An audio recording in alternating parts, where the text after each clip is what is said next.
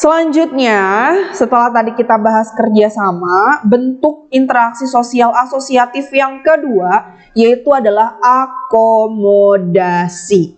Akomodasi ini merupakan salah satu bentuk atau proses di mana berusaha untuk meredakan ketegangan supaya itu tercapainya perdamaian begitu kalau kata kasarnya. Jadi usaha-usaha kalaupun ada benih-benih konflik kecil itu bisa diselesaikan secepat mungkin supaya memang tidak terjadi permasalahan yang berkepanjangan begitu ya. Ada apa saja? Yang pertama ada koersi ya. Koersi ini merupakan salah satu bentuk usaha akomodasi yang menggunakan cara paksaan baik secara fisik maupun psikologis. Biasanya memang melibatkan aksi kekerasan. Koersi, ingatnya huruf K, kekerasan ya. Salah satu contohnya adalah penjajahan. Kemudian yang kedua adalah kompromi, yaitu kegiatan di mana melibatkan pihak-pihak di dalamnya saling mengurangi tuntutan. Jadi ketika memang pihak-pihaknya dipertemukan, itu saling mengurangi tuntutannya masing-masing. Contohnya begini, ketika kalian minta izin nih sama orang tua kalian, Bun, boleh ya aku pulang jam 10 malam? Ditanyain alasannya, kenapa harus pulang jam 10 malam? Ada apa sampai pulang jam 10 malam?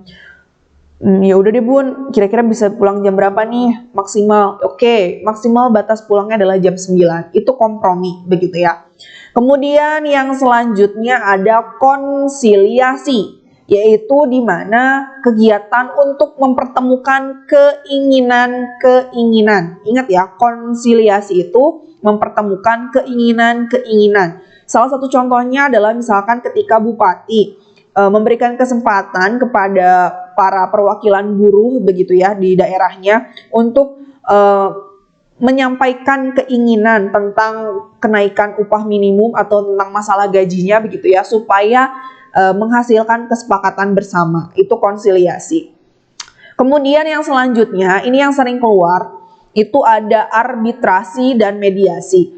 Bedanya apa? Kalau arbitrasi yaitu orang yang menjadi penengah di antara kedua belah pihak yang sedang berkonflik atau pihak ketiga yang menjadi penengah, dan pihak ketiga ini punya punya andil untuk memutuskan, dan biasanya arbitrasi ini disebut dengan arbitrator orangnya. Kedudukannya itu biasanya lebih tinggi dibandingkan kedua orang yang sedang berselisih begitu ya. Ingatnya kalau arbitrasi itu huruf T, tinggi. Artinya memang kedudukannya lebih tinggi dibandingkan dua orang atau lebih orang yang sedang berkonflik. Jadi ciri-ciri dari arbitrase yang pertama, dia tuh pihak ketiga, tapi pihak ketiganya memutuskan harus seperti apa penyelesaian perselisihannya. Kemudian yang kedua, kedudukannya biasanya lebih tinggi. Salah satu contohnya misalkan gini, kalian ada berselisih paham dengan teman kalian, Bunda yang menyelesaikan.